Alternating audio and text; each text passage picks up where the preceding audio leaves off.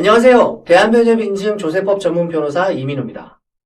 사업을 하다 보면 거래처가 요구해서 어쩔 수 없이 가공으로 계산서를 발행하거나 반대로 가공계산서를 수취하게 되는 경우가 적지 않습니다.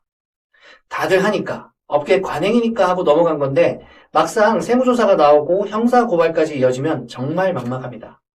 특히 거래 구조가 복잡한 업종에서는 실제 거래가 있었는데도 세무서가 구조를 충분히 파악하지 못한 채 가공거래로 단정해서 고발하는 경우도 있습니다. 그런데 세무서가 고발을 했다고 해서 곧바로 유죄로 확정되는 것은 아닙니다. 최근 제가 변호했던 사건 중 세무서가 가공세금 계산서를 발급하고 수취한 것으로 판단해서 특가법 위반으로 고발한 사건이 있었는데요. 이 사건에서 제가 경찰 단계 법률 대리를 해 최종 무혐의 결정을 받았습니다.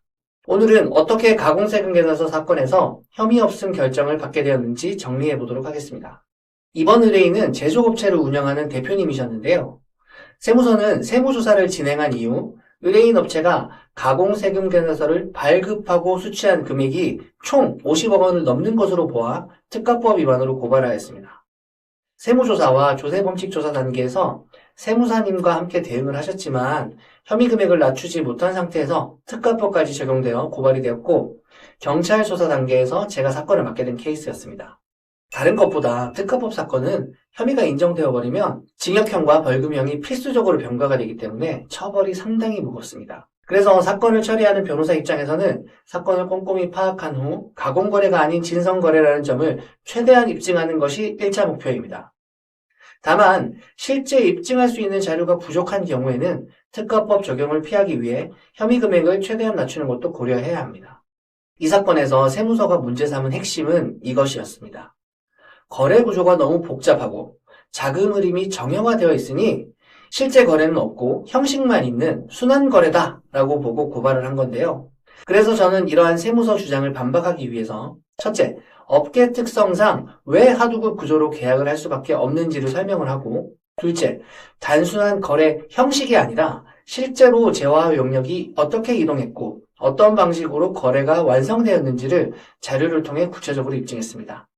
또한 세무서가 의심하는 자료상 거래와 이 사건 거래가 실질적으로 어떻게 다른지를 비교해 경찰 조사에 임했습니다.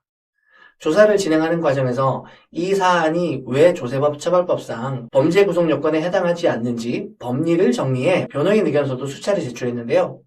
그 결과 고발 혐의 전부에 대해 무혐의 처벌을 받을 수 있었습니다.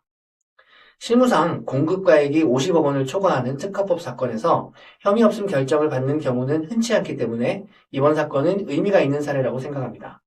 저는 조세 사건을 전문으로 하면서 조세부가 처분 자체를 다투는 소송뿐만 아니라 그에 따라 파생되는 가공세금 계산서, 매출 누락으로 인한 조세 포탈 사건들도 많이 처리하고 있는데요. 그런데 실제로 사건을 하다 보면 의뢰인마다 처한 상황이 전부 다릅니다. 조세범처벌법 제10조만 문제되는 경우도 있고 제3조 조세포탈죄까지 함께 적용되는 경우가 있는 반면 여기에 횡령, 배임 같은 혐의가 추가되는 경우도 있습니다.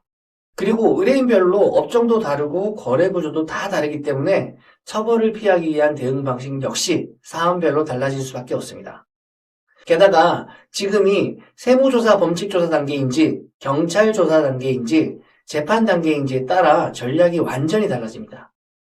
그렇기 때문에 혼자 불안해하지 마시고 조세 전문 변호사에게 법률 자문을 받고 대응을 하시길 권해드립니다.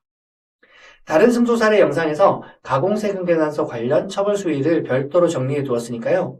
댓글에 달린 영상 참고하시면 되겠습니다. 그리고 조사를 앞두고 있는데 어떻게 대처해야 될지 막막하시다면 댓글에 번호 적어 두었으니까요. 저에게 연락 주시면 어떻게 대응해야 억울하게 처벌을 받지 않을지 답변 드리도록 하겠습니다. 오늘도 영상 시청해 주셔서 감사합니다.